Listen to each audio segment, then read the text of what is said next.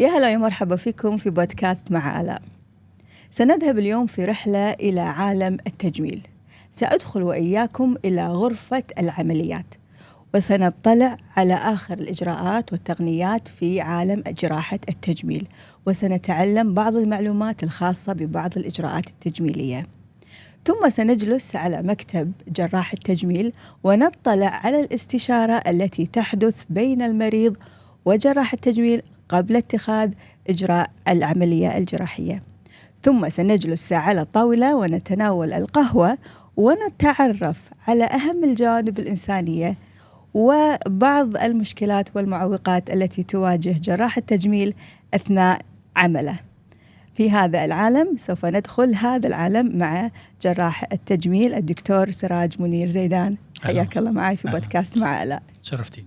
أنا أحب أقول لك سراج، الاسم سراج يعني جدا ملهم، ويمكن هو له علاقة بشخصيتك. أنا لما قعدت معك دكتور في اللقاء التعريفي الأولي، أنت جدا إنسان شفاف، كل المعلومات اللي كنت تعطيني إياها بصراحة كاملة. ودي أدخل معك هذا الحوار بكلمة منك عن عالم جراحة التجميل. أين ترى هذا العالم يا دكتور مقارنة بباقي أنواع الجراحات؟ هل هو إجراء نعتبره رفاهية أم فعلا هو حاجة الناس تحتاج لها؟ هو في جراحة التجميل في مبدئيا هي قسمين. نعم. الجراحات الترميمية والجراحات الجمالية. الجراحات الترميمية طبعا دي ما فيهاش أي نوع من الرفاهية.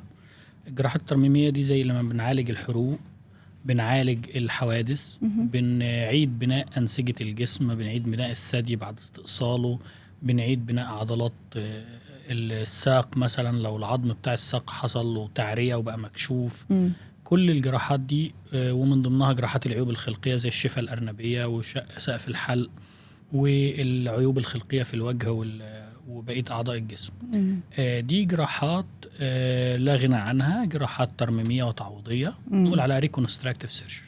نعم. ده شق من جراحة التجميل يمكن كتير من الناس ما يعرفوش عنه، بس جراح التجميل لازم بتكون بدايته ان هو بيشتغل في النوع ده من الجراحات، ولازم يكون عارف يشتغله لانه جزء من جراحاته الجماليه بعد كده برضو ان هو يعرف يتعامل مع المشاكل ويرممها ويصلحها. الجزء الثاني او الشق الثاني من جراحه التجميل هي جراحات الجمال اللي بتتعامل مع تشكيل اماكن معينه في الجسم واعطائها مظهر جمالي. هي الاماكن دي المفروض انها طبيعيه، ما فيهاش شيء مرضي، ما فيهاش جزء مفقود أو ورم أو مشكلة زي دي، إنما فيها مشكلة جمالية إحنا محتاجين يبقى شكلها أحلى من اللي موجود. لو اتكلمنا على الكونسبت ده من 100 سنة هنلاقي إن الجراحات دي برضو مهمة. هنلاقي إن من آلاف السنين لما الفراعنة كانوا بيعملوا تماثيلهم كانت بتتنحت على شكل أجمل من الحقيقة اللي موجودة عشان يبان إن الملكة نفرتيتي أو نفرتاري أو حتشبسوت شكلها أجمل من شكلها الحقيقي. فالناس دايما بتتطلع للجمال. بقى دلوقتي الموضوع زاد، بقى جزء من موروثنا الثقافي على مستوى العالم، مش موروث بلد لوحدها أو حاجة لوحدها، بقى جزء من الموروث، بقى بيأثر على حياتنا الاجتماعية وحياتنا النفسية وحياتنا العملية كمان. إن احنا نقول إنه الرفاهية بشكل مطلق ده ظلم للتخصص. في نفس الوقت ما نقدرش نقول إن كل جراحات التجميل اللي بتتعمل مهمة على قدم واحد يعني أو على قدم سواء. الحين لما نحط تفاضل بين الجراحات التجميلية والجراحات الترميمية، جراح التجميل هل مفروض أو مطلوب منه أن يتقن النوعين من الجراحة؟ لا، هي زي لما بنتخرج من كلية الطب. احنا كلنا بنتخرج من كلية الطب، عندنا إلمام بكل تخصصات الطب. نعم. لازم الطبيب يبقى طبيب قبل أي حاجة، وقبل ما يكون متخصص في حاجة لازم يبقى طبيب. لما بتخرج من كلية الطب فاهم يعني إيه باطنة، فاهم يعني إيه جراحة، فاهم يعني إيه قلب، فاهم يعني إيه غدد، فاهم كل حاجة في الطب، وبعد كده بتختار تخصص. جراحة التجميل برضو من التخصصات الكبيرة جدا في الطب، فأنت بتشتغل جراحة تجميل وجراحة ترميم وده، وبعدين بتختار المكان الأنسب اللي أنت شايف نفسك فيه أكتر بتتخصص فيه أكتر. ممكن تتخصص في جراحات الجمالية ككل، ممكن تتخصص في جراحات الجمالية لجزء معين في الجسم، ممكن تتخصص في الجراحات الترميمية لليد بس أو للوجه والفكين بس. يعني ده اسمه تخصص دقيق من التخصص الكبير الأشمل اللي هو جراحة التجميل. جراح التجميل يتخرج من ينهي يعني الدرجة العلمية ثم يباشر عمله، ولكن مثل نشوف أن في بعض الجراحين أو يمكن الكل يحرص على حضور مؤتمرات التي تعقد بين فترة وفترة في العالم الخاصة طبعا بهذا المجال، مجال جراحات التجميل. شو الفائدة اللي تعود على الدكتور أو الجراح؟ في المجالات الطبية كلها لازم الطبيب أو الجراح يكون ملم بالمستجدات في تخصصه أول بأول. يعني مثلا إحنا كنا عندنا مبدأ معين إن ممكن زمان يعني مثلا كان بنشفط الدهون لحد 15 لتر. بعد كده بتوالي الدراسات والمؤتمرات بقى في ريكومنديشن إن شفط الدهون ما يزيدش عن 10 لتر. وبتوالي الحاجات بقينا نقلل كمان الكمية أكتر عشان نزود الأمان للمريض.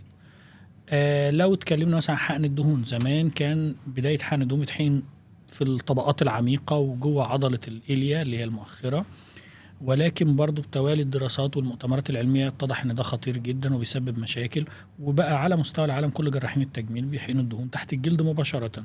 زمان كان بتحقن عميق، وحقنه العميق ده بيخلي الدهون ممكن توصل لمجرى الدم وتعمل مشاكل. دلوقتي الكل بقى بيحقن الدهون سطحي، ده عرفناه من المؤتمرات ومن توصيات الجمعيات العلمية. فجزء مهم جدا من ممارسة أي تخصص طبي هو حضور المؤتمرات. وهنا لازم نفرق بين المؤتمرات العلمية الطبية وبين الصيحات اللي احنا بنسمعها على السوشيال ميديا ودعايات الشركات. يعني انت ممكن الدكتور يبقى قاعد في العيادة يجي له حد من شركة معينة يقول والله احنا عندنا الجهاز فلاني الفلاني ده بيعمل بيخلي البوصة عروسة، خد الجهاز ده جميل جدا ومش عارف. اول حاجة بيقولها جراح التجميل او طبيب التجميل حتى الجلدية اللي فاهم، يقول له انا عايز الدراسات اللي اتعملت على الجهاز. نشوف الدراسات، ممكن تلاقي شركة جايبه لك دراسات مش علمية، مش وهمية، حاجات من اوراق الشركة، ورق بتاع الشركة، الحاجات الداخلية بتاعت الشركة. فين؟ لا، انا عايز الدراسات العلمية اللي منشورة في المجلات العلمية او الدورات العلمية المحترمة. ما تجيبليش ورقة من مجلة صباح الخير مثلا والمجلة دي مجلة فنانين وحاجات زي كده، وتقول لي ده الدليل العلمي على ان الجهاز بتاعنا بيخلي الست اجمل. فجزء مهم جدا من عمل أي طبيب أو أي جراح في أي تخصص في الطب هو متابعة المستجدات والمؤتمرات اللي في تخصصه. خلينا ندخل الحين في الرحلة، رحلة اتخاذ قرار التجميل، الإجراء التجميلي. أنت طبعا كونك جراح تجميلي أنت في العيادة تلتقي كلا الجنسين. فإحنا كنا نعتقد في السابق أن الجراحات التجميلية يقبلون عليها النساء أكثر من الرجال، لكن الآن مؤخرا أصبحت المجال أو العيادة فيها الرجال وفيها النساء، الكل يقبل على الإجراء التجميلي. لكن احنا يمكن يعني كوني أنا اللي قاعدة أقدم البودكاست يمكن راح ناخذ شوية الجانب الأنثوي أكثر. برضو يعني عشان إحقاقا للحق، يعني لو قلنا أن 70 أو 80% سيدات، نعم، وأقل من 20% رجالة. نعم، ده مش عندنا بس على مستوى العالم، على مستوى العالم. الست بتهتم بالشكل وبالتفاصيل أكتر من الراجل. فغالبا ممكن يبقى ست وجوزها داخلين عيادة، هي مثلا عندها بطن بسيط جدا وكده وهو عنده كرش كبير خالص، وهو نفسه اللي مركز على ان هي عندها مشكلة وهو اصلا مشكلته بالإجراء يكون حقها هي، بس هي الست هي اللي بتهتم اكتر بشكلها. طبعا بعض المريضات يكون عندهم سقف التوقعات عالي، وقد لا يكون عندهم القدرة على التعبيرية على ان انا والله حابة ان جسمي يكون بالشكل هذا، او حابة ان الجزء هذا من جسمي يكون بالطريقة هذه. فتدخل بعض المريضات بصورة لفنانة أو صورة لعارضة، يقول لك يا دكتور أنا أبي أصير نفس فلانة. لسه في من كام يوم مريضة قالت لي أنا عايزة جسم هيفاء وهبي. قلت لها والله أنت جاية تعملي عملية عند سراج منير مش عند هاري بوتر. يمكن لو عمل عند هاري بوتر هو اللي هيخليكي نفسك. شو تسوي دكتور بالحالة هذه؟ لازم نمانج أو نتعامل مع التوقعات دي الأول باحترام، لأن المريضة عندها رغبة وعندها توقع نفسها توصل له، واحنا كلنا لنا نفسنا نوصل للحاجة المثالية. بس دايما اولا اللي هي بتشوفه على التلفزيون وبتشوف في الميديا وبتشوف في الصور مش هو الحقيقة. يعني هي ما راحتش قعدت جنبها في كافي شوب مثلا، ما راحتش قعدت معاها في البيت، شافتها على الحقيقة. فالصورة اللي بتوصل لها على الميديا صورة مثالية اكتر من الحقيقة اللي موجودة. ده رقم 1. رقم 2، احنا كلنا مختلفين صوابع ايدينا زي ما بيقولوا مش زي بعض. جسمنا نصه اليمين غير نصه الشمال. فالناس مش زي بعض. الهيكل العظمي مختلف، العضلات مختلفة، توزيعات الدهون مختلفة، الجلد مختلف. الجراح التجميل بيشتغل على آخر طبقتين اللي هو الجلد والدهون، وفي بعض الأحيان البسيطة جدا بيشتغل على طبقة العضلات حسب العملية. فعشان أوصل جسم يبقى شبه جسم تاني ده طبعا موضوع صعب جدا وما بيتحققش. عشان ده وعشان كمان طريقة التئام الإنسان وطريقة تخلص جسمه من المياه والسوائل وتكوين الكولاجين بتاعه، فكل إنسان عنده واي مختلف عن الإنسان التاني في الاستجابة حتى للعملية اللي هي اتعملت. ولذلك دايما لازم نعالج التوقعات، ولازم حتى لو أنا شايف المريضة كويسة وهتاخد نتيجة كويسة، بس مبدئيا لازم أقول لها احنا داخلين نعمل عملية. ونعمل عملية يعني في فاكتورز كتير موجودة بتتحكم في النتيجة غير شغل الجراح لوحده. مثل شنو الفاكتورز هذا يا دكتور؟ سرعة التئام الجرح، مدى قدرة الجسم على التخلص زي ما قلت من التورم والسوائل، مدى قدرة الجسم على تكوين الكولاجين والتخلص من الكولاجين القديم. لأن احنا مثلا في التئام الجروح أو في التئام العمليات الجسم بيكون الأول الكولاجين، نوع من الكولاجين عشوائي، وبعد كده بتيجي خلايا تكسر الكولاجين العشوائي وخلايا تانية تحط كولاجين ناعم متوازي بشكل كويس. كل الناس مختلفة في تكوين ده عن بعض. الناس مختلفة في سرعة التئام الجروح، الناس مختلفة في استجابة جسمها للمؤثرات الخارجية، وده كل الحاجات دي بتساهم في الشكل النهائي للعملية بعد كده. وعشان كده دايما احنا في احتمالية كمان لحدوث مضاعفات. حدوث مضاعفات. المضاعفات زي الأعراض الجانبية بتاعت الدواء مش كلها بتحصل. يمكن في منها مضاعفات جانبية نادرة. يعني مثلا احنا بناخد دواء معين من ضمن مضاعفاته الجانبية ان هو يعلي الضغط. في دواء مسكن مشهور جدا من ضمن مضاعفاته الجانبية انه يعلي الضغط. ولكن كام في المية من المرضى اللي بيعلى معاهم الضغط اللي بياخدوا الدواء ده؟ حوالي 2%. طيب لازم اللي هياخد الدواء يبقى عارف ان في 2% ضغطهم بيعلى، رغم ان هو غالبا هيبقى من 98 اللي ضغطهم مش هيعلى.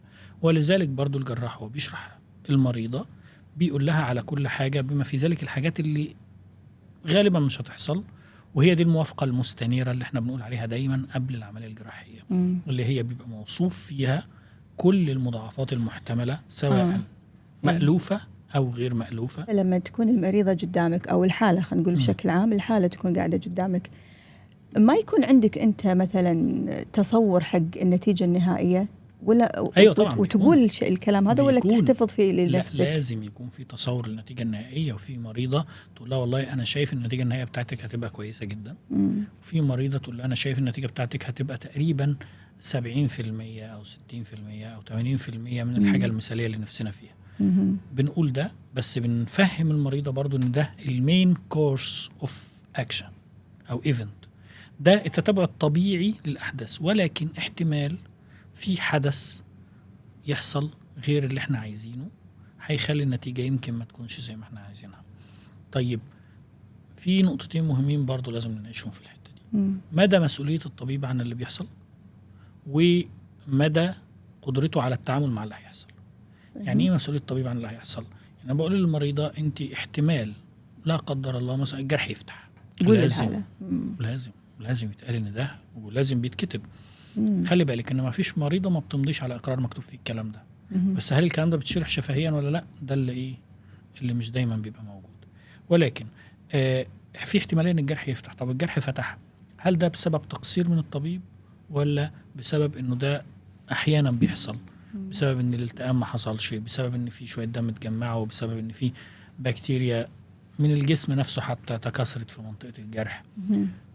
طيب لو حصل المضاعف، هل الطبيب تعامل مع ده ولا ما ردش على المريضه، او لما جت العياده خلى الممرضه بس هي اللي تشوفها، او لما جت مرتين ثلاثه ما فضيش يبص عليها؟ ده مهم جدا، تعامل الطبيب مع المشكله ومدى مسؤوليته عن حدوث المشكله.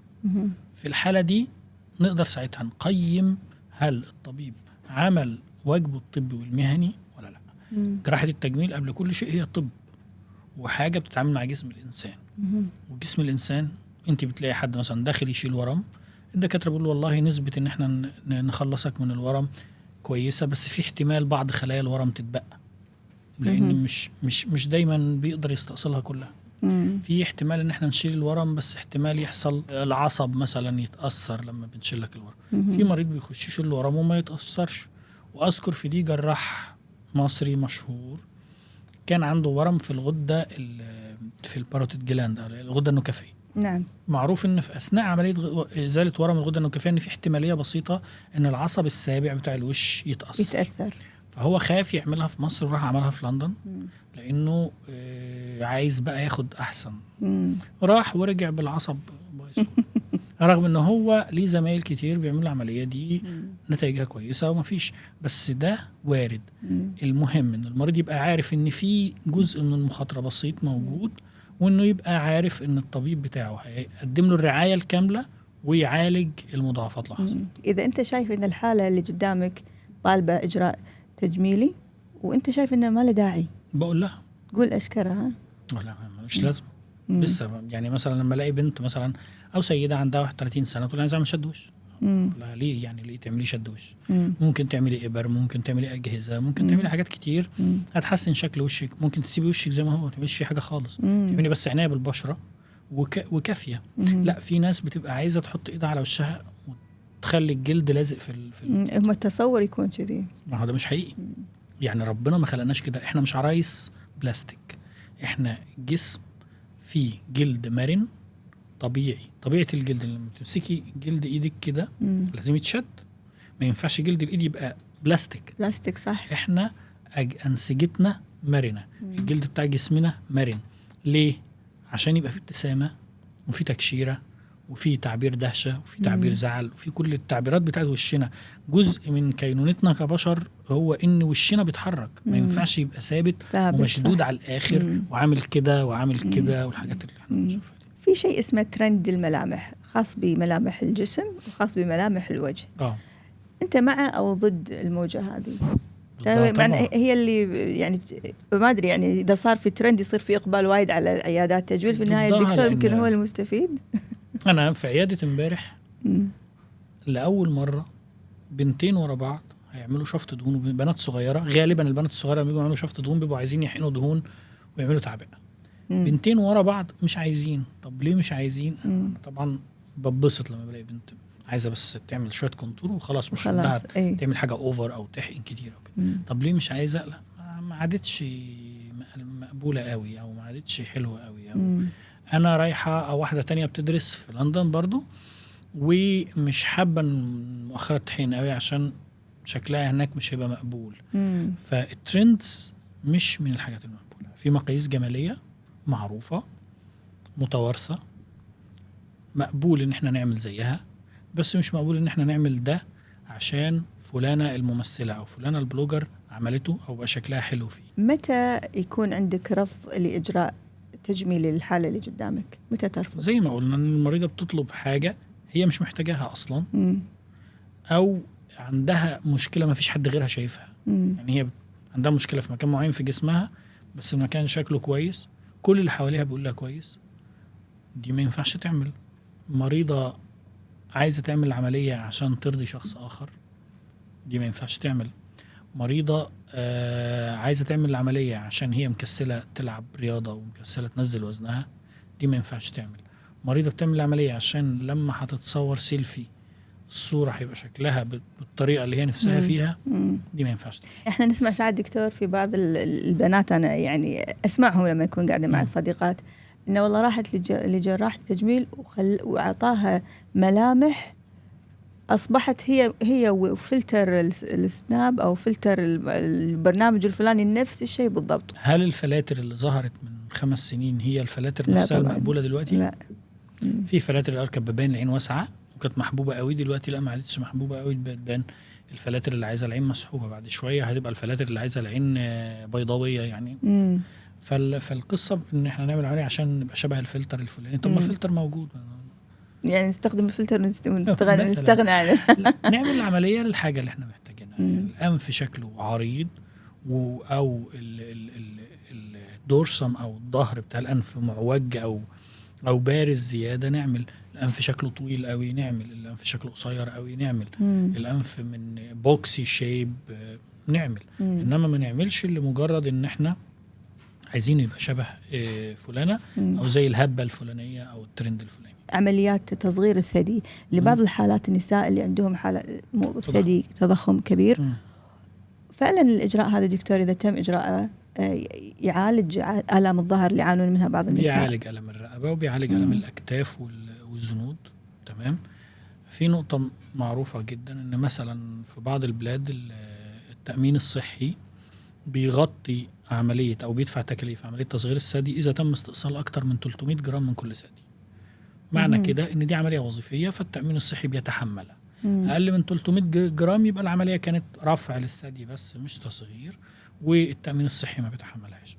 كون التأمين الصحي يتحمل العملية دي معناها أنها عملية ضرورية وظيفيا. ودايما طبعا تخيل أن في حد شايل على صدره كيلو أو 2 كيلو ليل ونهار وهو صاحي وهو نايم. فطبعا بتفرق كتير جدا في الوظيفة وفي الشكل. طبعا الإقرار اللي يتم توقيعه قبل الإجراء الجراحي شنو مضمونه عادة، وهل يتم الالتزام فيه؟ الإقرار هو أهميته أنه هو بيدي نوع من أنواع الاستنارة للمريضة قبل العملية، بمعنى أن هي تبقى عارفة هي رايحة تعمل إيه بالظبط، هي المفروض تكون متوقعة إيه، هي إيه الحاجات المحتملة اللي ممكن تحصل لها نتيجة العملية. ده حق المريضة وحق أي حد بيقدم على أي حاجة. احنا حتى لما بنجيب سيارة واحنا راكبينها بتلاقي مكتوب فيها ان السيارة قد تتسبب في حوادث قاتلة. نعم. مش معنى كده ان احنا مش هنركب عربيات، كلنا بنركب العربيات وبنسوقها. فالمريضة تبقى عارفة ايه هي المضاعفات المحتملة حتى لو نادرة انها ممكن تحصل من العملية. زي لما بنفتح نشرة الدواء ونلاقي الاعراض الجانبية للدواء، مش معناه انها كلها هتحصل لنا او حتى ممكن يحصل لنا منها اي حاجة. ولذلك المريضة كونها بتوافق موافقة مستنيرة يعني هي عرفت كل جوانب الموضوع اللي هي داخله تعمله. هي داخله تعمل عملية جراحية هتاخد بنج، لازم تبقى عارفة مضاعفات البنج لو حصلت. هي نادرة جدا والحمد لله مع أدوية البنج الجديدة يعني الموضوع بقى بسيط وآمن خالص عن الأول. تكون عارفة المضاعفات العامة للجراحة نفسها. يعني احنا دايما بنشبه الجراحة بالحادث، ولكن هو حادث احنا متحكمين فيه شوي. ليش دكتور تشبهنا بالحادث؟ لأن هي إصابة في الجسم. نعم. يعني في جرح زي اللي بيحصل في الحادث.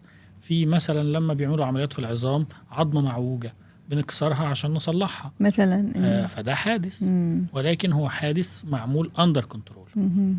في فرق بين العظمة اللي بتتكسر في حادثة والعظمة اللي بتتكسر جوه أوضة العمليات. كل ده بقى بنشبهه بغرفة العمليات عندنا في التجميل بنفس الحكاية. ولذلك بنشرح للمريضة كل المضاعفات. هل الجرح ممكن يفتح؟ هل ممكن يحصل تجمع دموي؟ هل ممكن يحصل التهاب؟ هل ممكن يحصل كذا أو كذا؟ هل ممكن عصب يتأثر نتيجة العملية؟ هل يمكن يحصل فقد لإحساس الجلد نتيجة العملية؟ فلازم المريضة تبقى عارفة المضاعفات المحتملة وموافقة عليها. أذكر في الحكاية دي كان زمان أول ما عملية التكميم ظهرت كان في ولد عامل عملية تكميم سنه حوالي 19 سنة وخرج من العملية عنده بعد العملية بيومين اكتشفوا ان في تجمع في الصدر، تجمع دموي وغاز في الصدر. فوالدة المريض بتقول للجراح انت ايه اللي حصل وده اكيد خطأ طبي؟ قال لها لا، هي المشكلة ان ابنك كان بيدخن وده السبب في المشكلة. قالت له بالحرف، ويا ست واضح انها ست واعية جدا فاهمة جدا، ما عنديش مشكلة ان ده يحصل، بس كان المفروض قلت لي انه احتمال يحصل لان ابني بيدخن. يعني انا ابني بيدخن فانت قول لي انا هعمل له العمليه وهتبقى كويسه، بس في احتمال ان يحصل كذا. هل هيحصل في كل المرضى؟ لا، يحصل في نسبه بسيطه. على سبيل المثال حاجه دايما بقولها للمرضى اللي بيعملوا تكبير ثدي، حشوات السيليكون. هل حشوات السيليكون امنه؟ ايوه. هل ممكن يحصل منها مشكله؟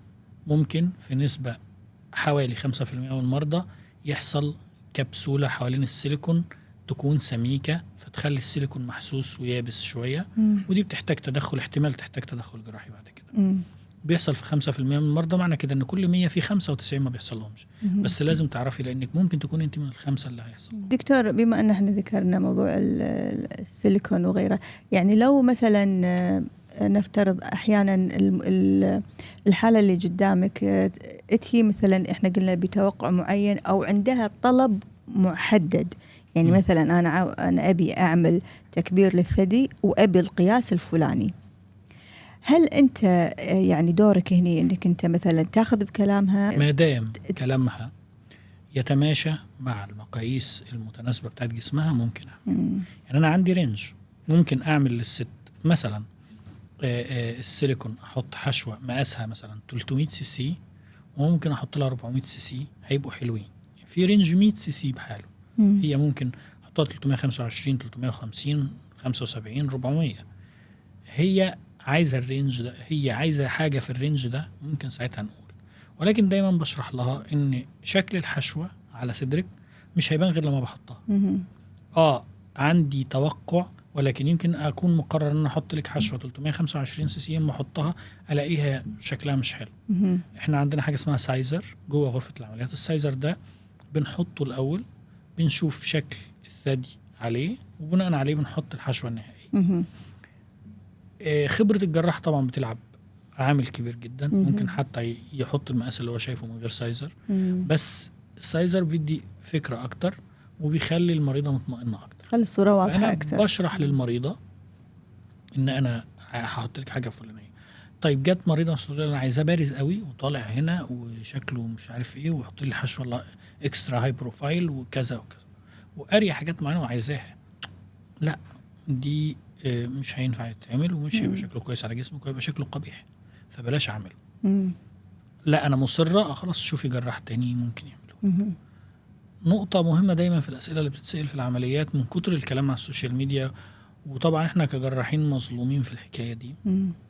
في زملاء كتير من كتر ما هم ما بيلاقوش مواضيع يقولوها، وانا ساعات برضو يعني مفيش حد فينا ما بيغلطش الغلطة دي، من كتر ما انا مش لاقي حاجة اتكلم فيها ولازم اقول فيديو ممكن اتكلم في تفاصيل المفروض المريضة مش مهتمة بيها. يعني اتكلم على غشاء الحاجة الفلانية اللي انا بخيطه بالطريقة الفلانية، يعني دي تفاصيل تكنيكال قوي مش مطلوب ان المريضة تعرفها. يعني مش مطلوب ان انا اكلمها على انهي طبقة من الانسجة اللي انا هعمل فيها. المفروض المريضة يهمها حاجات اللي هي هتبان وهتأثر عليها. انما في حاجات تفاصيل دقيقة قوي، نوع الخيط اللي انا هستخدمه، نوع البلان بتاع التشريح اللي انا هشتغل بيه، في حاجات كده المفروض دي تفاصيل دقيقة جدا في شغل الجراح. زي لما بتروحي لأي حد بيعمل لك أي حاجة، في تفاصيل مش معقولة تروحي للخياط تقولي له أنا عايزة الفستان بتاعي يتخيط بالخيط الفلاني اللي سمكه كذا، مش هو بيخيط بالحاجة المناسبة لشغله. نفس الحكاية برضو. فبتلاقي بعض البنات أو السيدات بيسألوا في التفاصيل أو بيطلبوا حاجات معينة بعيدة كل البعد عن إن هي تطلبها، بتخش في صميم تخصص أو شغل الجراح. لما هي تطلب حاجة زي كده، الجراح بوظيفته إنه يشرح لها إنه والله لا الحكاية دي بتتعمل بس مش مناسبة في حالتك، أو هتبقى مناسبة في حالتك بس أنا بعملها بطريقة تانية أفضل، وهكذا. نفترض إن في نهاية الجلسة الاستشارة تم الاتفاق على كل شيء وجينا إلى تحديد الأسعار. دائما نشوف هنا بالكويت أسعار العمليات غالية، والكل يتجه أحيانا إلى بعض الدول المجاورة من أجل إجراء عمليات تجميل إن الأسعار تكون أقل. مظبوط. ليش دكتور الأسعار في الكويت غالية؟ هي الأسعار أو هل هي غالية؟ يعني هي مش غالية قوي. بالأسعار في بلاد تانية أرخص. يعني ليش دكتور؟ يعني هي الأسعار في تركيا ومصر مثلا أرخص من دول زي الخليج أو دول زي أوروبا وأمريكا. في نقطة تانية، في فرق في الأسعار بين الأماكن نفسها جوه البلد، لأن مفيش تسعيرة محددة للعملية، مفيش تسعيرة محددة للإجراء، فبيبقى في فروقات في الأسعار في البلد نفسها. لكن لو حتى نفس الجراح بيعمل العملية هنا وبيعملها في بلد تانية، ممكن تكون البلد التانية أرخص لأن الحاجة في البلد التانية أرخص ومستوى الأسعار في البلد التانية أقل. وده بينطبق على حاجات كتير مش بس جراحة التجميل. ولذلك مش هتلاقي الكوست مثلا بتاع البودكاست اللي احنا بنسجله النهاردة مستحيل هيكون الكوست ده هو نفس الكوست بتاعه في مصر، هو نفس الكوست بتاعه في لبنان. نعم. أكيد في اختلاف. نعم. ولذلك كل حاجة كده. ولكن عمليات التجميل في الكويت ما هياش أغلى من الإمارات. نعم. ما هياش أغلى من السعودية. ما هياش أغلى من أوروبا وأمريكا لو اتكلمنا على أماكن بتقارن بالأماكن اللي بتعمل فيها. دخلنا إلى غرفة العمليات، ونفترض يا دكتور أن العملية اللي هو السائد الآن اللي هو شفط الدهون وكونتور البادي كونتور وإلى آخره من هذه الأمور المتعلقة بالشكل الجمالي للجسم بشكل عام. لما نتي أثناء الإجراء على شنو تستند في قياساتك دكتور؟ أنت مثلا نسبة الدهون اللي راح أشيلها، إيش كثر راح أحقن، إيش كثر راح أقص من الجلد، شنو مقاييسك؟ هو في شقين. أول حاجة إن إحنا قبل العملية بنحدد بنسبة كبيرة جدا إحنا هنعمل إيه. طيب. يعني الجراح بيبقى عارف والله يعني، ولذلك أحيانا هقول لها مش هينفع أشفط غير الفخدين بس النهاردة، لأن الفخدين بتوعك فيهم كمية دهون كتيرة جدا، فهحتاج أشفط مثلا 8 لتر من الفخدين، فمش هينفع أشفط حاجة تانية خالص. فهو الجراح بيبقى عنده توقع للي هو هيعمله قبل العملية. بيرسم والمريضة واقفة، وبيرسم والمريضة نايمة، وبيرسم والمريضة قاعدة حسب المكان اللي هيشتغل عليه وحسب الحاجة اللي هيعملها. فده كله بيتعمل قبل العملية. جوه العملية في حاجات إضافية بنعملها، يعني مثلا لو هنقص جلد بنشوف جوه العملية بإجراء معين كمية الجلد اللي ينفع يتقص ونقدر نقفل الجرح، لأن احنا ممكن نقص وما نجيش نجي نخيط الجرح ما يقفلش. You can always trim but you can never add. ممكن دايما تشيل صحيح. بس ما تعرفش تزود. فاحنا جوه العملية بنشوف الجلد مع بعضه ونشوف يقدر يوصل للمكان اللي احنا عايزينه ولا لا، بإجراء إضافي عن اللي احنا بنعمله بره العملية، بس ما ينفعش يتعمل غير والمريضة متبنجة. ده بالنسبة للقص. بالنسبة مثلا لو قمنا تصليح عضلات في عملية شد بطن، احنا بقى داخلين عارفين ان احنا هنصلح العضلات، بس هنصلح مسافة قد ايه من العضلة ما بنبانش غير جوه العملية. ما يبين قبل العملية، بيبين ان في انفصال عضلي. واحيانا يبين ان هو كبير، بس كبير قد ايه بتبان اكتر جوه العملية. في حاجات بتبان بالفحص الإكلينيكي الأولاني خالص في العيادة، في حاجات بتبان في الأشعة، في حاجات بتبان جوه أوضة العمليات وإحنا فاتحين.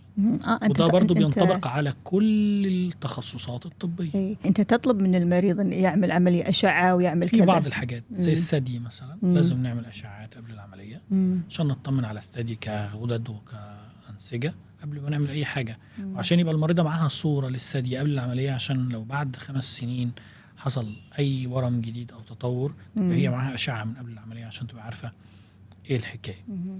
فإحنا بندي تقييم اللي إحنا هنعمله قبل العملية كبير، وبعد كده تقييم داخلي جوه العملية. هالكلام ينطبق حتى على نسبة الدهون. هل ممكن أنت تتفق على نسبة وبعدين أثناء العملية تحس إنه لا ما في مجال أكثر، أو لا في مجال أكثر أزيد أو أنقص؟ ما فيش يعني جراح بيقول رقم شارب للدهون اللي هيشفطها. يعني لو أنا ممكن أشيل منك 5 لتر، من 5 ل7 مثلا، ده رينج كبير.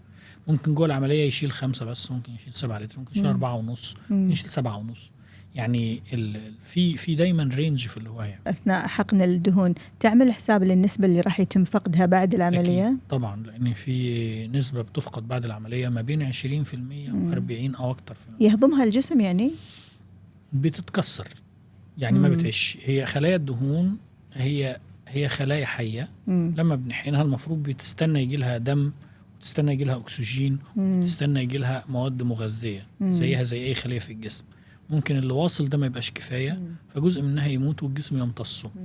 ممكن هي نفسها تخس بعد العملية نفسها. ممكن احنا بنحقن الدهون بيبقى معاها شوية سوائل ومعاها حاجات إضافية، دي بتقل برضه. التورم نفسه اللي بيحصل أثناء العملية، فكل الحاجات دي بتغير في الشكل بعد العملية. حتى الموضوع الحشوات السيليكون ممكن يكون متفقين على رقم، وبعد ما تحط الحشوة تحس ان شكلها مثلا مش مقبول. بس ما تبعدش قوي عن الرقم اللي انت بتقول شرحه للمريضة. يعني زي ما قلت لك احنا في رينج مثلا 100 سي سي 50 سي سي، ما ينفعش بقى تروح بعيد خالص في اللي فوق او تروح بعيد قوي لتحت. النساء يبحثون عن الخصر النحيل. احيانا تقسيمة الجسم ما تساعد انه يكون فيها خصر نحيل، ففي شيء اسمه كسر اضلاع. هل الكلام هذا صحيح ولا؟ ما هو كسر الضلع مش مفيد. مش المثل بيقول اكسر للست ضلع هيطلع له 4. نعم ان شاء الله ما يطلع 4، هذا واحد متوهقين فيه.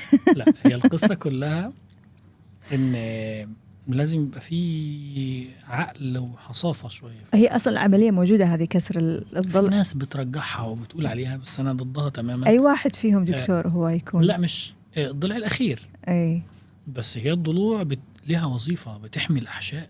يعني الضلوع الأخيرة اللي على اليمين بتحمي الكبد وبتحمي، والناحية التانية بتحمي الطحال وبتحمي الكلى. فلما هشيل ضلع هبقى عملت اكسبوجر لجزء من الكبد منه للشارع، أي خبطة بسيطة ممكن تأثر عليه.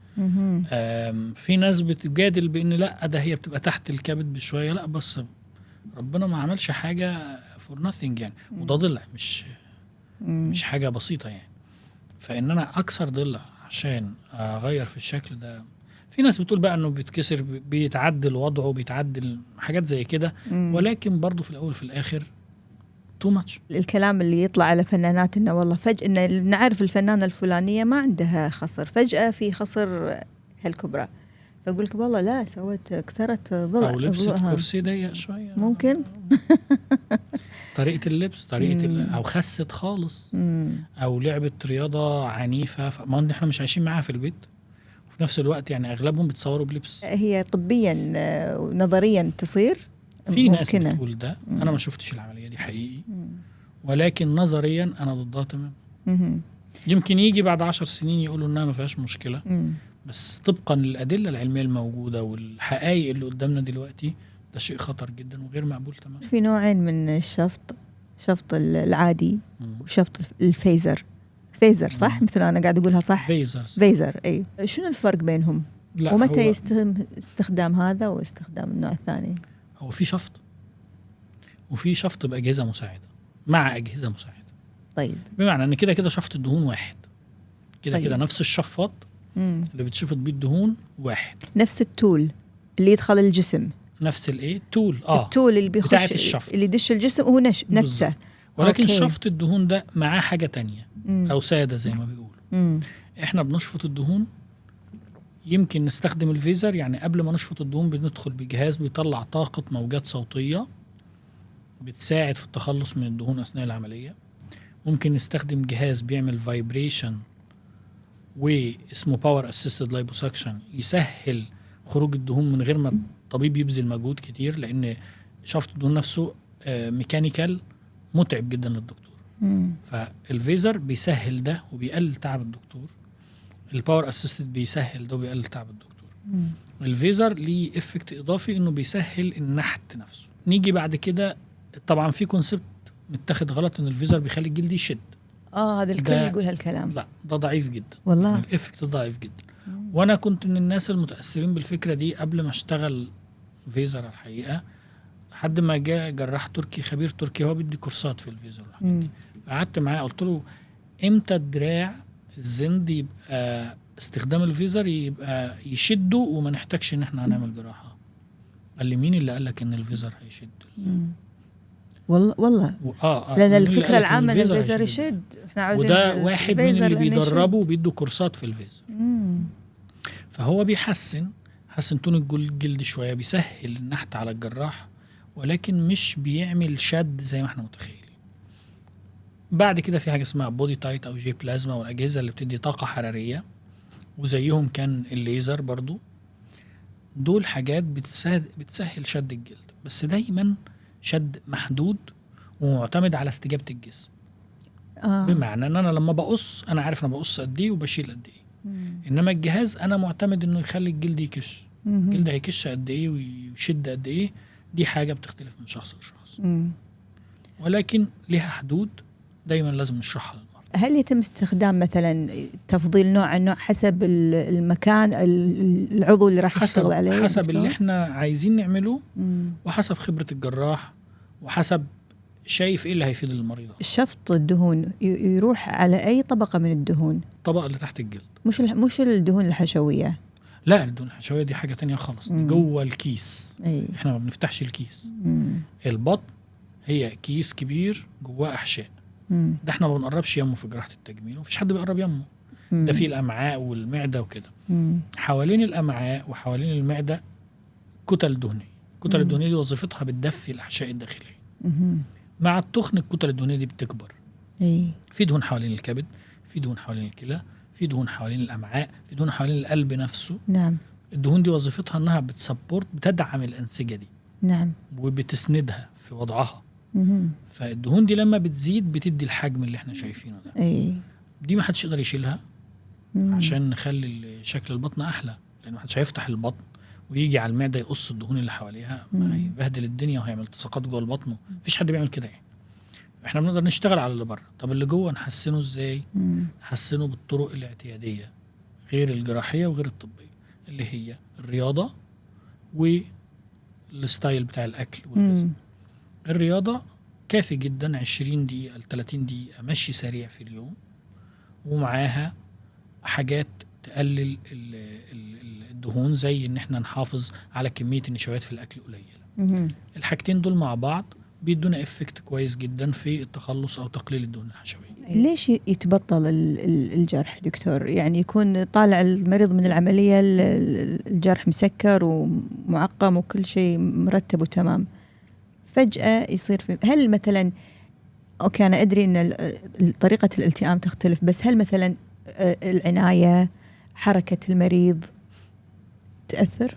في أسباب عامة في الحالة الصحية العامة للمريض، زي أن المريضة تكون بتدخن، خصوصا لو تدخين كتير، زي وجود أمراض زي السكر أو أمراض الأنسجة الضامة بصفة عامة، أو بعض الأدوية زي الكورتيزون وشبيهاته. الحاجات دي بتخلي التئام الجروح نفسه قليل. بعض العيوب الخلقية أو العيوب اللي في الميتابوليزم بتاع الجسم برضو بتقلل التئام الجروح. كل الحاجات دي حاجات عوامل عامة وما بتبقاش في نسبة كبيرة من المرضى. طيب ايه تاني؟ حاجات جوه العملية نفسها برضو عامة مش متعلقة بالمريض نفسه، اللي هو ان يحصل التهاب او بكتيريا او تجمع دموي. من ضمن الحاجات اللي بتقلل التئام الجروح ان يبقى في بكتيريا في المنطقة بتاعة الجرح، وده بيحصل ممكن تكون بكتيريا من الجسم نفسه، ممكن تكون من الخيوط من العملية، وممكن بتكون سب كلينيكال، يعني مش بكتيريا واضحة بتعمل التهاب وصديد وحاجات احنا شايفينها، لا، بتبقى نسبة بسيطة جدا، البكتيريا ضئيلة جدا، بتسهل ان الجرح يفتح، لان البكتيريا بتتنافس مع الخلايا الحية على الأكسجين، فتاخد الأكسجين من الخلايا الحية ما تبقاش نشطة قوي، ما تقدرش تكون أنسجة جديدة قوي. طيب دي حاجات عامة. حاجات في العملية نفسها ان احنا نشد زيادة عن اللزوم قوي، ان احنا نشفط في المنطقة اللي فيها العملية زيادة عن اللزوم، لان الشفط بيقلل الامداد الدموي اللي رايح للجلد. فاحنا لو شفطنا كتير قوي في الجزء اللي احنا هنشيل منه جلد ونخيطه، بيبقى فيه احتمالية ان الجرح يفتح بتزيد. نعم. مكان الجرح نفسه فيه اماكن زي الاعلى الفخذين او الابط، دي اماكن الجروح فيها بتفتح، لان الاماكن دي رطبه زياده ونسبه العرق فيها عاليه ونسبه تجمع البكتيريا في المكان ده عاليه، طبيعي، حاجه ما نقدرش نغيرها. شكل الجرح نفسه دايما الجروح اللي فيها حرف تي او فيها مثلث بيبقى نسبه الدم اللي واصله للزاويه دي ضعيفه شويه، فممكن يبقى فيها جزء يفتح، بس مش يفتح قوي، بيبقى حاجه بسيطه مثلا في حدود سنتي ونص سنتي، وتلتئم على طول بالغيار.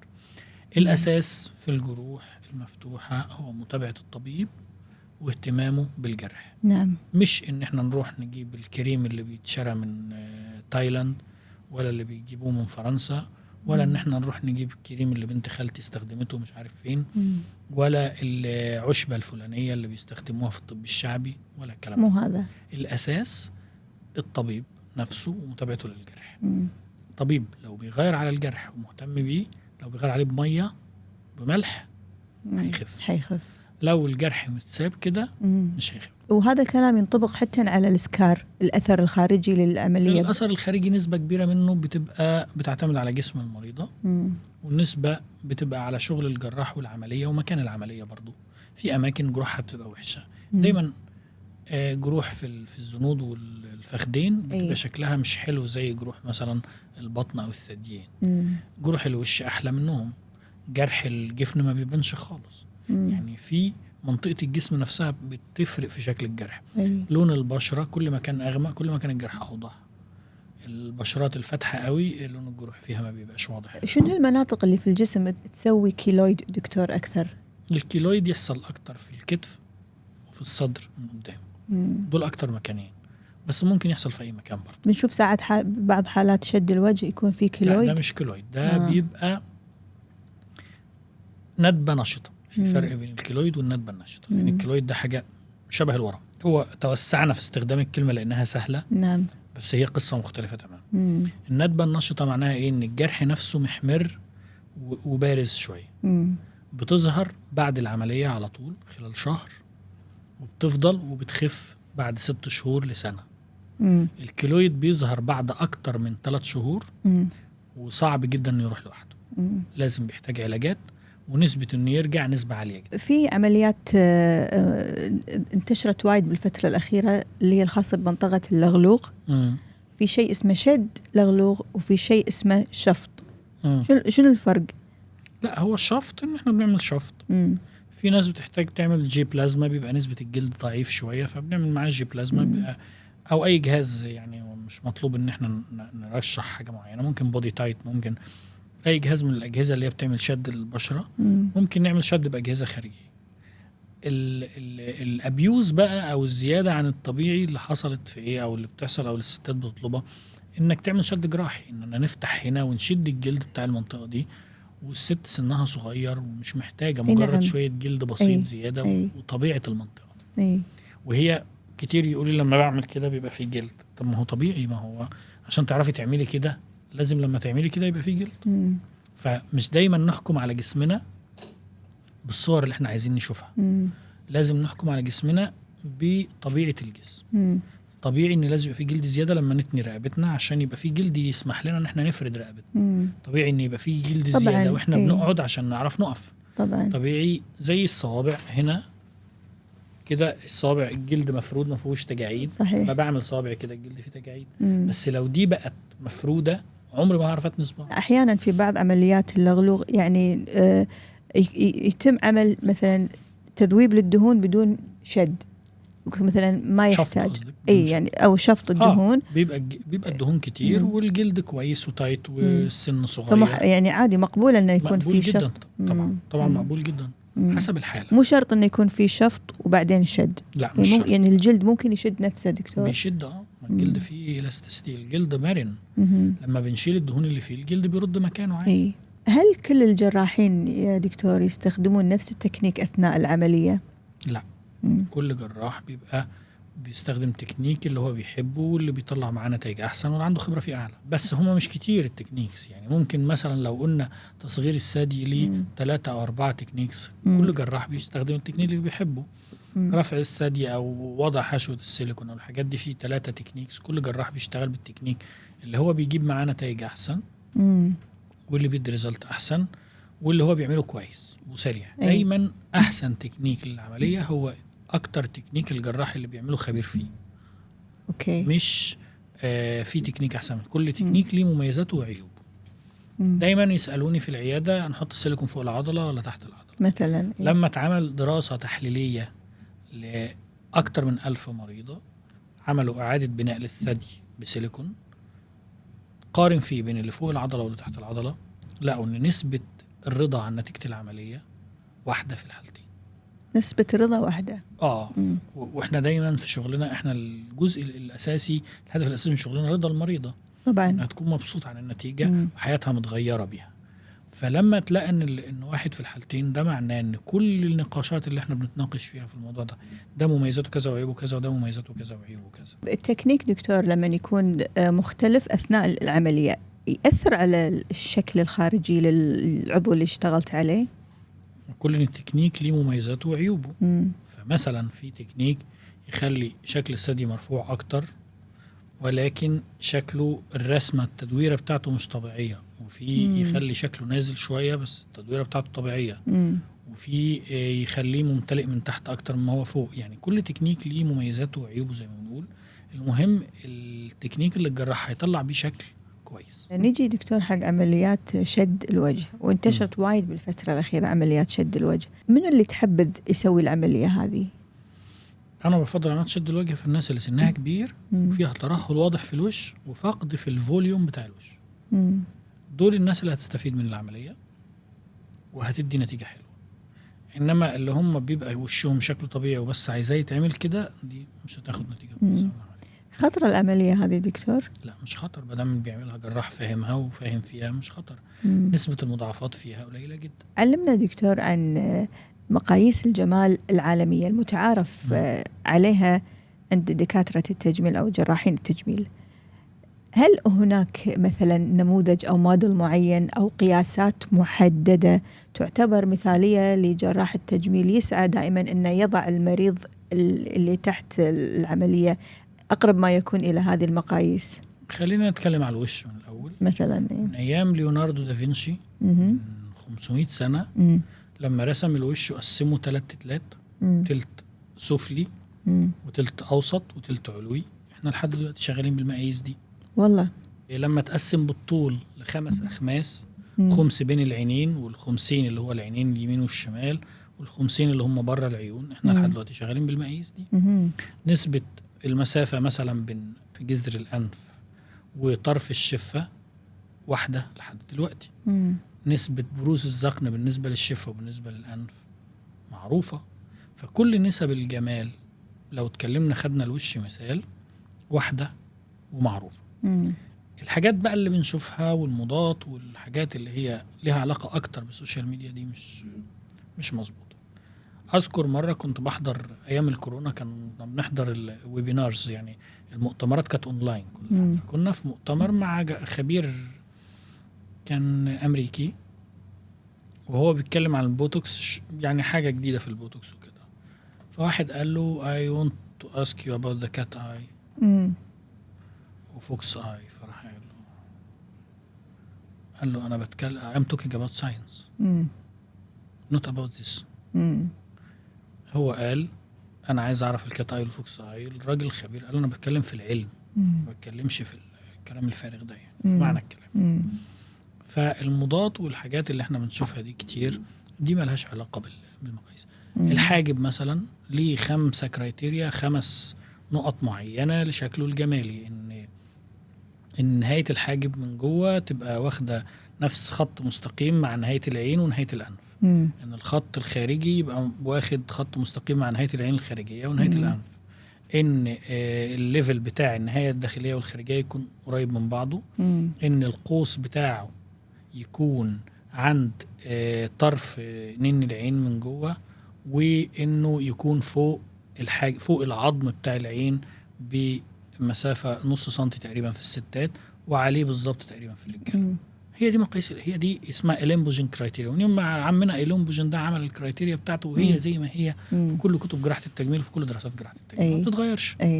احنا بقى بنجود في الحاجات بتاعت السوشيال ميديا وفي الصور بتاعت السيلفي، ده موضوع تاني خالص. هي مقاييس عالمية موجودة، لكن كل إنسان متفرد بشكله بالزبط. يعني عادي ممكن واحد يكون عنده حاجب مو مثالي بس حلو عليه، مش مثالي بس شكله حلو. بس احنا لما هنعمل عملية او هنغير يبقى عايزين نوصل للشكل ده، مش هنعمل حاجة غيره. صح. يعني هو بيقول ان ده وده على ليفل مع بعض، مش هنخليه كده او مش هنخليه مشدود لبره كده. مش فتحة العين هنا وفتحة العين هنا المفروض يبقى الفرق بينهم ملي، ما نخليهاش عالية قوي وما نخليهاش نازلة قوي. الانف المفروض فتحات الانف تبقى مثلا على بعد معين، مش هنزوده قوي. زاوية الانف مش هنزودها قوي. يعني لما هنعمل عملية هنقرب من الشكل اللي هو موجود في المقاييس اللي في الكتب. مش هنعمل شكل الفلانية او شكل الموضة الفلانية. الدهون اللي يتم استخراجها من الجسم يتم ممكن في مجال ان واحد يخزنها للزمن؟ لا يتم التخلص منها خلاص؟ خلاص. ما في مجال إعادة استخدامها أو تخزينها أو تثليجها مثلا. هنقول تخزين الخلايا الحية بصفة عامة من الحاجات الصعبة جدا والعملياتها معقدة ومكلفة جدا. يعني عشان أشيل مثلا، اتكلمنا على الجلد مثلا في مرضى الحروق، في بلاد كتيرة جدا بياخدوا الجلد من المتوفين ويجمدوه ويستخدموه. نسبة الخلايا الحية اللي في الجلد المخزن بتقل لحد 60% أو 50% بعد سنة تقريبا. الرقم الدقيق مش فاكره بالظبط. طيب ده مهم جدا عشان في ناس بتنقذ حياتها بالجلد ده. طيب تكلفة عالية قوي، عالية ومبررة، ولكن تخزين خلايا الدهون محدش لحد دلوقتي عمله أبدا ومش مبرر. إنما بقى إن احنا ناخد الدهون نحطها في الفريزر، بنهزر كده. نهزر يا ريت يكون صدق. لا يمكن يكون مريح للطرفين دكتور. هو بتتخزن، بس انت مخزن زيت، مش مخزن خلايا يعني لا يمكن إعادة استخدامها أو لما حقنها. بتستخدم تاني ولا لها أي فايدة. انتهينا من الإجراء الجراحي وطلع الحالة، طلعت من غرفة العمليات. شنو دور المريض في الحصول على نتيجة جميلة والمحافظة، أو خلينا نقول المحافظة على النتيجة اللي عملها الجراح؟ اتباع تعليمات الطبيب وما يتصرفش من نفسه.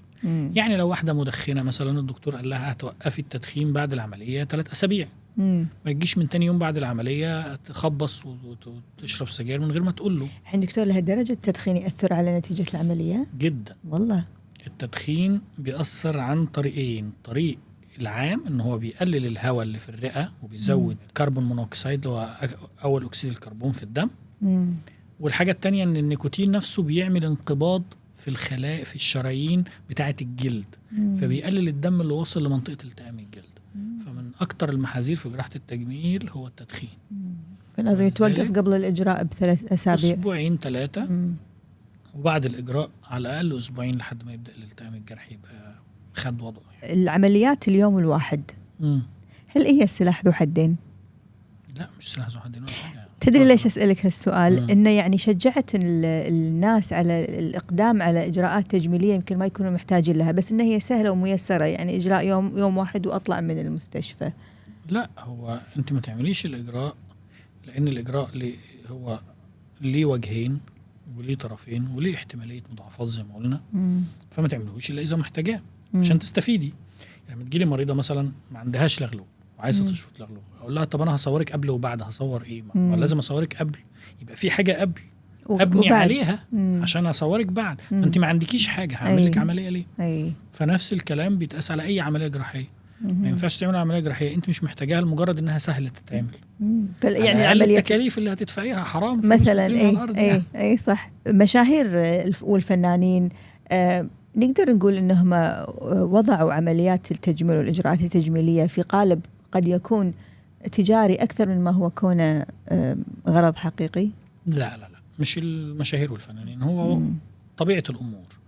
إن عمليات التجميل هي بتؤدي لشكل جمالي أكتر من اللي موجود أو تحسين الشكل الجمالي. فده شيء الإنسان بيقبل عليه ويدفع فيه فلوس، بغض النظر عن المشاهير أو غيرهم. المشاهير أو المؤثرين غيروا شوية في المفهوم، غيروا شوية في الحاجات اللي بتطلب، إنما الأساسي إنه دايما الناس مقبلة على الجمال. في بداية البودكاست قلت يعني بما معناه أن الجزء الأخير راح نقعد أنا معك على الطاولة وراح نشرب القهوة ونتعرف على جانب إنساني في جراح التجميل. فيعني إذا تحب تأخذ أيوة وأنا راح أخذ كمان. أنا سألتك هالسؤال من قبل وحابة أني أسألك مرة ثانية، لأن أعتقد وايد ناس عندهم هالتساؤل. يقال أن الجراح بشكل عام من يتعامل مع الأعضاء والأجساد والدماء والقص واللزق، مع الوقت يصير عنده برود في العاطفة وقوة، يعني صعب عاطفته ومشاعره تكون صعب أنه يتم استفزازها. يقسى قلبه، يعني بالعامية يقسى القلب. صحيح الكلام؟ لا مش صحيح أبدا. هقول لحضرتك يعني سيدنا عمر بن الخطاب نعم كان من أشد الناس، ولكنه كان من أرقهم قلبا وأسهلهم بكاء. ولما لقى الست جعانة هي وأولادها عيط وبكى. لما زوجته كانت بتزعق له سكت لحد ما خلصت اللي عندها وطلع للراجل قال له يعني إنها حملت ثيابي ومش عارف الكلام ده. نعم. فالشق العملي مختلف عن الشق الإنساني والعاطفي. الإنسان تركيبته الشخصية يمكن شوية تتأثر بمهنته، ولكن يبقى الكور بتاع شخصيته واحد. الإنسان الحنون العطوف هيبقى عطوف وهو جراح، وهيبقى عطوف وهو رسام. والإنسان اللي قلبه قاسي هيبقى قلبه قاسي وهو فنان. يعني في فنانين احنا نقول الفنان ده مرهف الحس ومش مرهف الحس، ولما بنشوفهم في فيديوهات متصورة لهم على غفلة بنلاقي تعاملهم غير ما احنا متخيلين أبدا. فالموضوع ملوش علاقة بالمهنة أو بالوظيفة قد ما له علاقة بطبيعة البني آدم نفسه. هي اللي بتحكم. شنو مفهوم الجمال عندك، بما أنك أنت يعني دكتور جراح تجميلي والنساء والرجاليون كلهم في النهاية يطلبون صورة مثالية علشان يكونون في نظر الناس وفي نظر نفسهم بالبداية ينقال عنهم مقبولين. نظرك أنت يعني خلينا نطلع من الجانب العملي، خلينا نتكلم يعني بالجانب الإنساني عندك. شنو هو الجمال بالنسبة لك؟ أنت ممكن تشوفي 3 قدامك بنات أجمل من بعض، وفي واحدة قلبك يتفتح لها، في واحدة قلبك يتقبض منها، وفي واحدة تبقي مستثقلة دمها. القبول يعني فهو ده الأساس، القبول وروح الإنسان نفسه. الروح بتاعت البني آدم هي اللي بتغلب على كل حاجة، وهي اللي بتخلي الوحش حلو، لأن العين بتتعود. العين بتتعود على الجميل وبتتعود على الوحش. ففي تعاملنا مع البشر اللي حوالينا احنا بنتعود على شكلهم. يعني لو بتتعاملي مع صديقة جميلة جدا، بعد سنة خلاص الصديقة دي شكلها هيبقى معتاد قدامك. لو الصديقة دي قبيحة جدا شكلا يعني بعد سنة هيبقى شكلها معتاد بالنسبة لي. في الآخر اللي بيغلب هو طبع الإنسان وروحه، هي اللي ما بتمليش منها. إنما الشكل بنمل منه. فدايما مفهوم الجمال الأساسي هو جمال الشخصية وجمال الروح، إضافة إلى العيوب الظاهرة اللي احنا بنحاول نحسنها في جراحة التجميل. دي قصة مختلفة شوية. إنما الإنسان اللي هو الطبيعي اللي شكله طبيعي متناسق وكل حاجة، لما هنتكلم عن مفهوم الجمال، لا، هو الجمال فعلا حرفيا هو جمال الروح قبل كل شيء.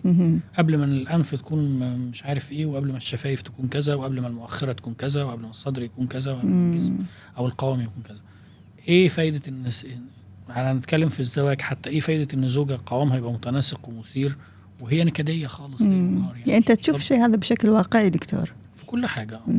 يعني في ست تبقى جايه هي وجوزها، وهو يعني زي ما بيقولوا هيشيلها من على الارض شيل، وهي فيها عيوب وحاجات محتاجه تتصلح كتير، ممكن تكون عامله تكميم وجسمها متبهدل خالص، بس هو مش شايف غيرها. وفي ست تانية تكون فيها كل المميزات ونفس الحكايه بالنسبه للرجال. نعم. يعني انا ما اتخيلش ان في زوجه هتفضل جوزها وتقول ان هو احسن راجل في الدنيا لمجرد ان هو بيعمل بادي بيلدينج. يعني مفيش حاجه كده. الجمال الداخلي دائما هو الجمال الداخلي والروح والتصرف وخفة الروح دي قبل كل شيء. المرضى اللي بعد العملية لما تروح تمر عليهم تشوفهم شي يتألمون ويتأوهون يستفزون مشاعرك، يعني تتعاطف معهم. أكيد طبعا. لو المريضة فيها ألم زيادة ولو الألم وصل المريضة أنها تبكي طبعا. ده يعني هو دايما احنا في مبدأ في الطب عامة، when patient say she is in pain then she is in pain. يعني ما ينفعش نفترض في الأول المريضة بتدلع. مادام في ألم نشوف ايه اللي عامل الألم ده. لو لقينا ان هي في الأول في الآخر استجابتها زايدة شوية عن الطبيعي للألم، ساعتها اوكي، بس الأول نشوف الألم. التعاطف لازم يبقى بحدود عشان نعرف نتصرف. التعاطف زاد عن الحد مش هنعرف نتصرف. ولذلك مش مسموح ان جراح التجميل يعمل عملية لبنته او لزوجته او لحد قريب منه. المفروض الناس القريبة منك قوي انت ما تقدرش تتعامل معاها طبيا. والله اكيد قانونا مش مسموح. يعني مش مسموح ان جراح التجميل يعمل عملية لبنته مثلا او لزوجته او لحاجة زي كده. المفروض حد من زمايله اللي يعملها، لانه لو هو جوه العملية مش هيعرف يتصرف بشكل كويس. شلون انت جراح وكاتب؟ عادي. لا مو عادي. في جراحين كتاب. لا بس كاتب روائي. من أين لك هذا؟ من قراءاتي. يعني أنا طول عمري غاوي قراية، وأنا طالب في الجامعة كنت بكتب شعر، وكنت باخد جوائز في الشعر برضو على أيام الجامعة أكتر من مرة. وبعد كده جت فترة في حياتي كنت متفرغ بعد ما خلصت الدكتوراه بقى وفقت من المذاكرة شوية. يعني كان عندي وقت فراغ إن أنا أكتب.